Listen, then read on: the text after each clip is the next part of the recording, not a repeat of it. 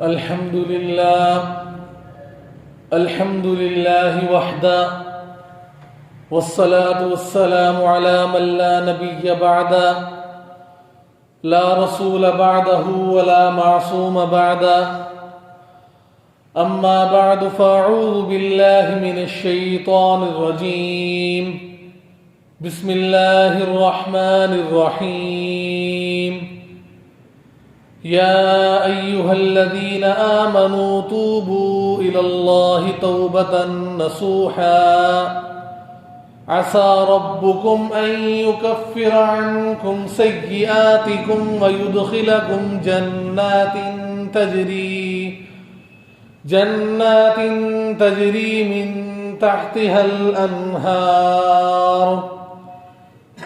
قال النبي صلى الله عليه وسلم كل بني آدم خطاؤون وخير الخطائين التوابون،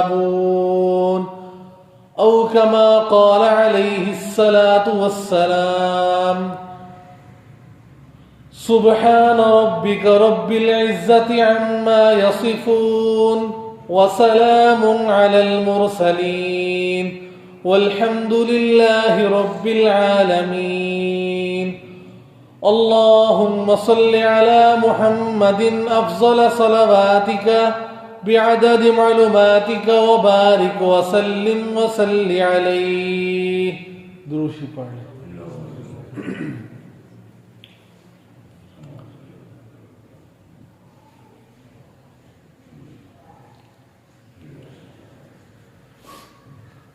سامعین ذی وقار، آج کی اس مختصر سی نشست میں میں آپ کے سامنے جو موضوع لے کر حاضر ہوا ہوں وہ موضوع ہے توبہ. توبہ کا لغوی معنی ہے رجوع کرنا.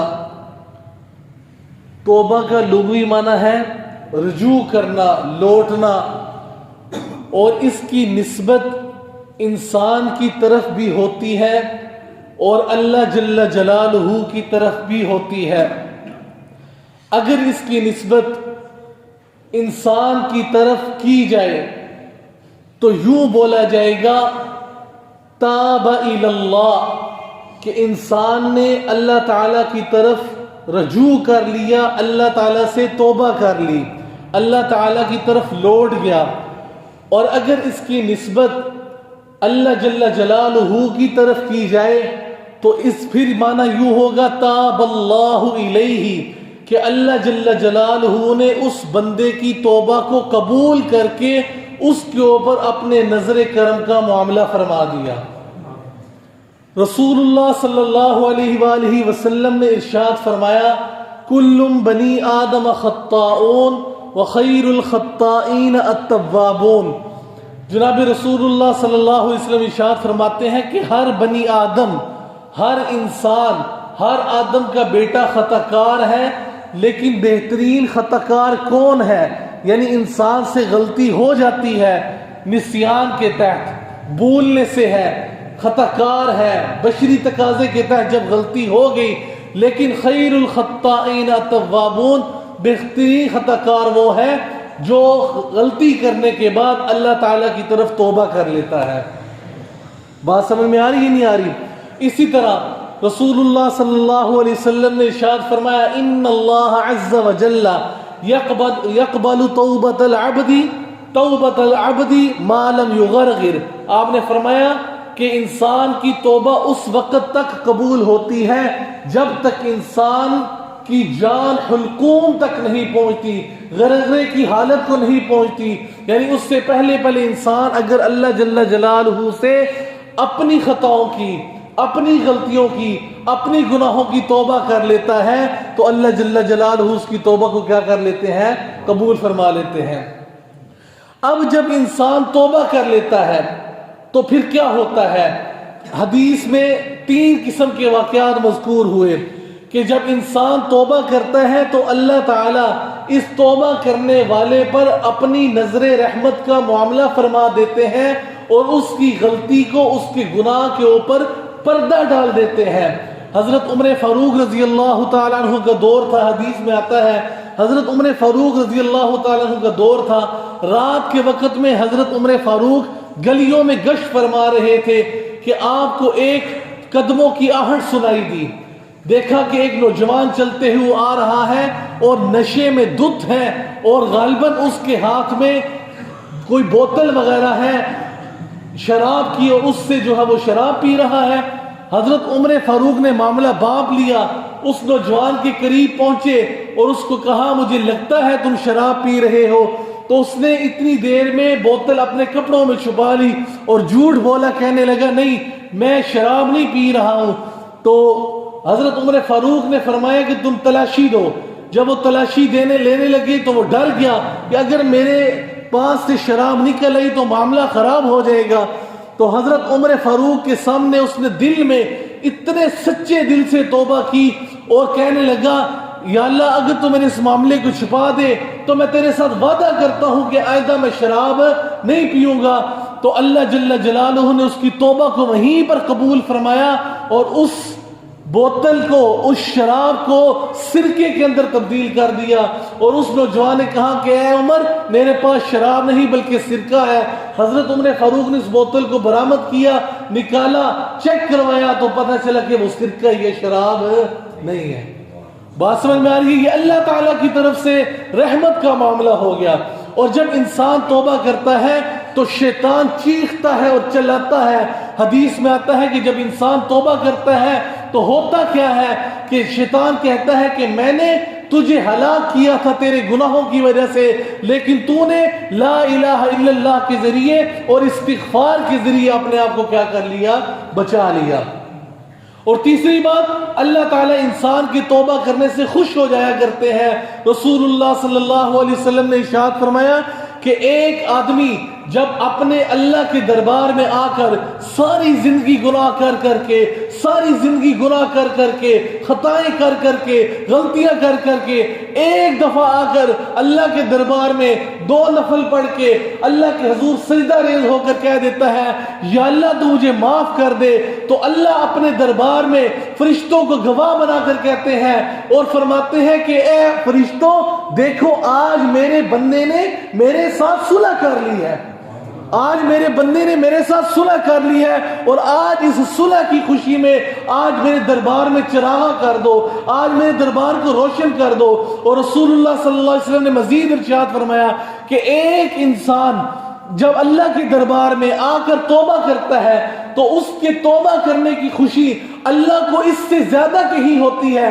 آپ نے مثال دیتے ہوئے فرمایا کہ ایک آدمی صحرا کے اندر اپنی اونٹنی کے اوپر سفر کر رہا ہو, رختے سفر بھی ساتھ باندھا ہو, تو تھوڑی دیر سستانے کے لیے, آرام کرنے کے لیے ایک جگہ بیٹھ گیا, اپنی اونٹنی کو ایک جگہ پر باندھ دیا.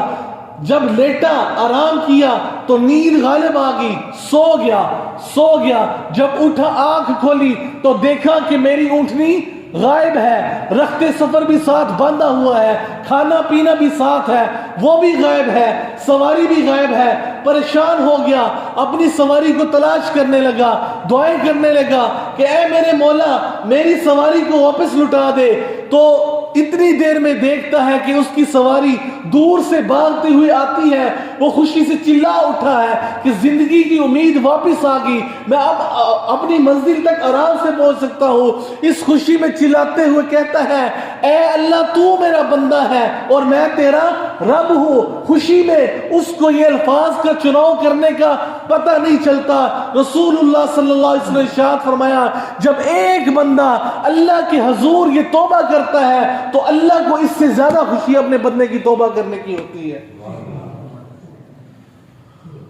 اور توبہ کے 4 اصول ہیں, اس کے 4 بنیادی رکن ہیں کہ توبہ کرنی کس طرح ہے.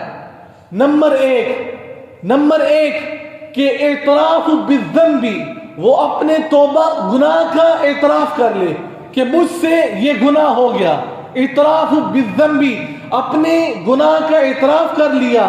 نمبر 2 ایقاع من الذنب, جب گناہ کرتے کرتے جر رہا ہے تو اس کو جب غلطی کا احساس ہوا تو رک جائے, ایک قدم اٹھا لیا تو دوسرا قدم نہ اٹھائے. اس کی ایک ہمارے بڑوں نے ایک مثال پیش کی ہے کہ انسان جب گندگی چلتا چلتا اس کے سامنے گندگی آ جاتی ہے، گندا رستہ آ جاتا ہے، تو ایک قدم رکھنے کے بعد وہ دوسرا قدم وہاں پر رکھتا نہیں، جب رکھتا نہیں تو تیسری بات آ جاتی ہے عزم اللہ یعودا، وہ پکا ارادہ کر لیتا ہے کہ اب دوبارہ اس رستے سے نہیں آئے گا۔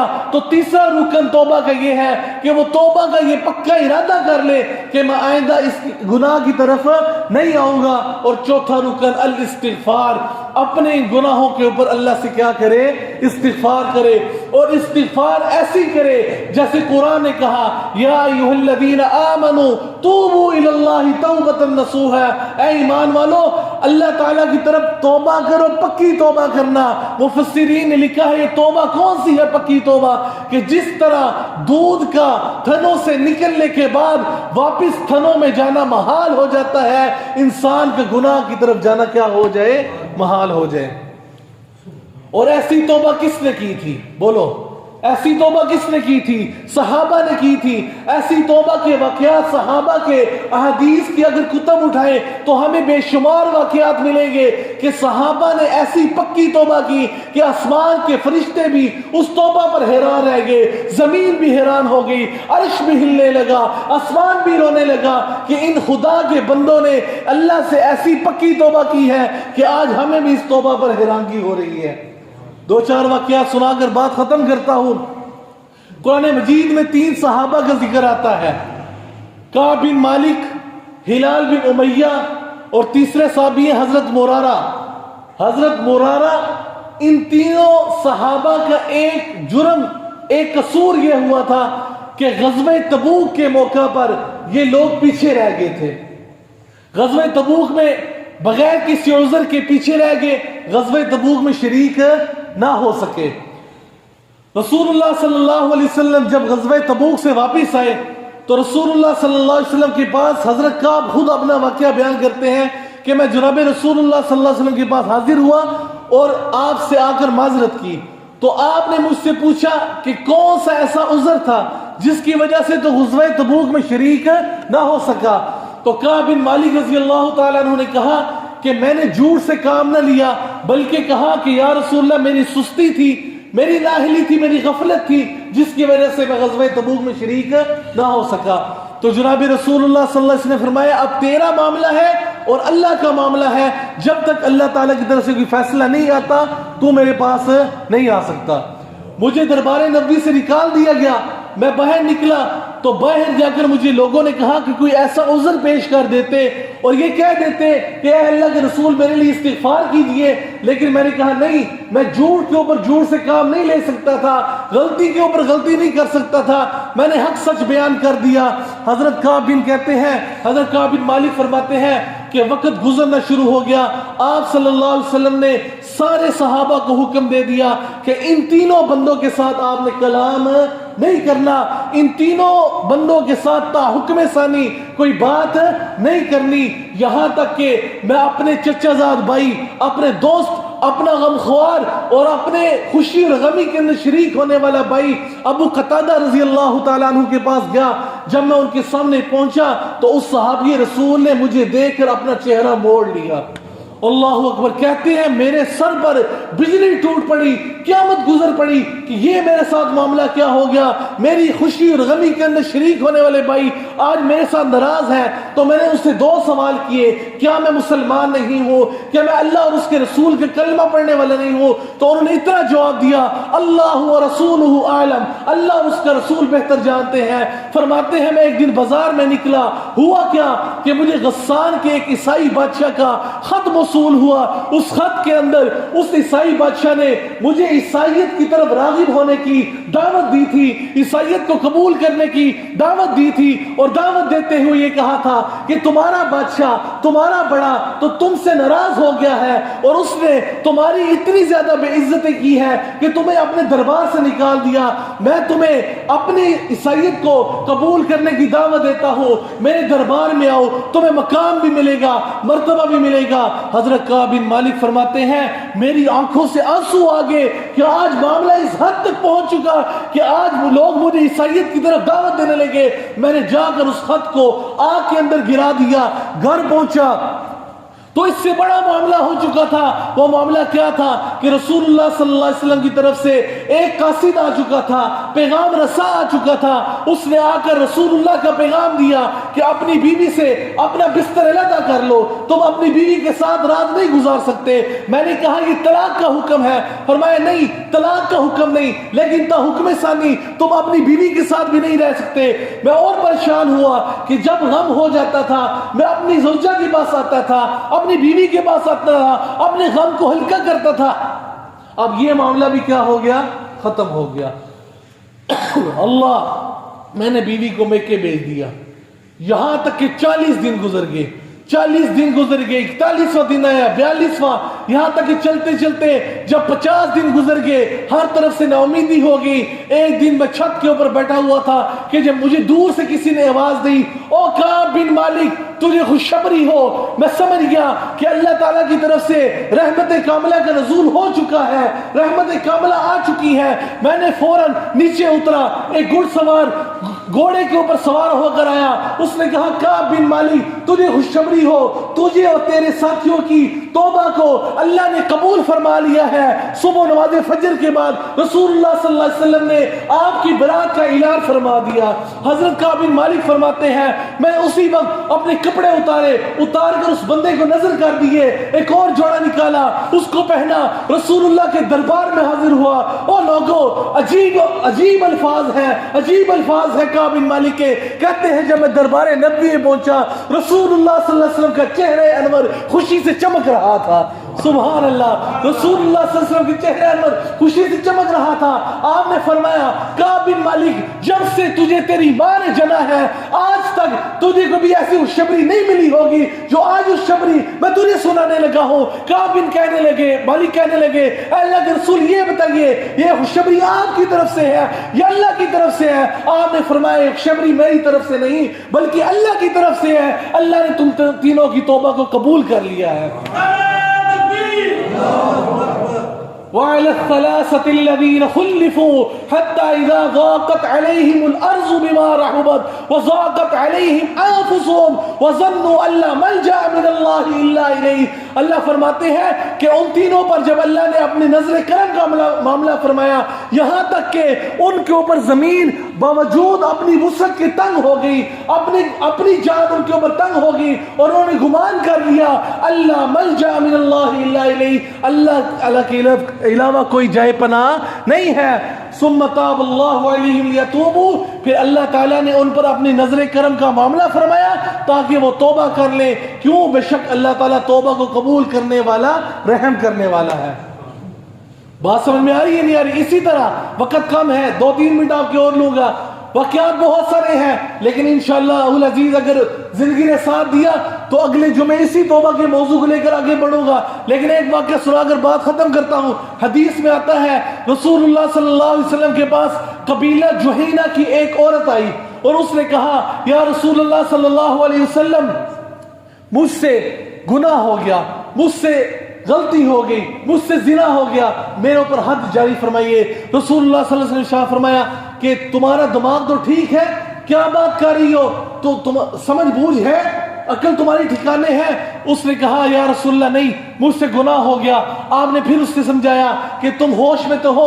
تیسری مرتبہ جب اس نے کہا اے اللہ کے رسول مجھ سے گناہ ہو گیا اور اس گناہ کی نشانی میرے پیٹ کے اندر موجود ہے, میں حاملہ ہو چکی ہوں, تو جناب رسول اللہ صلی اللہ علیہ وسلم نے ارشاد فرمایا کہ چلی جاؤ, جب تک وضع حمل نہ ہو جائے اس وقت تک واپس نہیں آنا. یہاں تک کہ اس عورت کا وضع حمل ہو گیا, اس کا بچہ پیدا ہو گیا, وہ بچہ اٹھا کر رسول اللہ کی خدمت میں آ گئی, آپ کی خدمت میں اس بچے کو پیش کیا. رسول اللہ صلی اللہ علیہ وسلم بھی تو رحمت اللہ عالمین ہے. آپ نے فرمایا کہ کیا میں اس جان کو ایسے ہی مار دوں ماں کے بغیر؟ آپ نے فرمایا اس کو لے جاؤ, اس کو دودھ پلاؤ, جب تک اس کا دودھ نہیں چھڑوا دیتی اس وقت تک میرے پاس نہیں آنا. اللہ, وہ عورت بھی ایسی پکی تھی, اس نے ایسی پکی توبہ کی تھی, اس نے 2 سال تک اپنے بچے کو دودھ پلایا. جب وہ بچہ کھانے پینے کے قابل ہو گیا, ہاتھ میں روٹی اور پنیر اٹھانے لگا, تو وہ روٹی کا ٹکڑا اٹھا کر بچے کے ہاتھوں میں دے کر رسول اللہ کی خدمت میں آ گئی. اے اللہ کے رسول میں حاضر ہوں, بچہ کھانے پینے لگ گیا, میرے اوپر حد جاری فرمائیے. آپ نے اس کے اوپر حد کو جاری فرما دیا. وہ عورت فوت ہو گئی. جب وہ عورت فوت ہوئی، اللہ حضرت عمر فاروق فرماتے ہیں رسول اللہ صلی اللہ علیہ وسلم آگے بڑھے، اس عورت کا جنازہ پڑھانے لگے، تو میں نے کہا ہے اللہ کے رسول آپ اس عورت کا جنازہ پڑھا رہے ہیں جس نے زنا کیا؟ آپ نے فرمایا عمر تجھے کیا پتا، اس نے ایسے سچے دل سے توبہ کی ہے کہ اگر اس کی توبہ کو مدینہ کے 100 لوگوں پر تقسیم کر دیا جائے جو عذاب کے مستحق ہیں تو اللہ تعالیٰ ان کی توبہ کو قبول فرما لے۔ اللہ اکبر، ایسی پکی توبہ، ایسی پکی توبہ۔ اور اگر کہا جائے کہ یا ایھا الذین آمنوا توبوا الی اللہ توبۃ نصوحا کے مصداق یہی صحابہ تھے تو یہ کہنا غلط نہیں ہوگا، یہ کہنا غلط نہیں ہوگا۔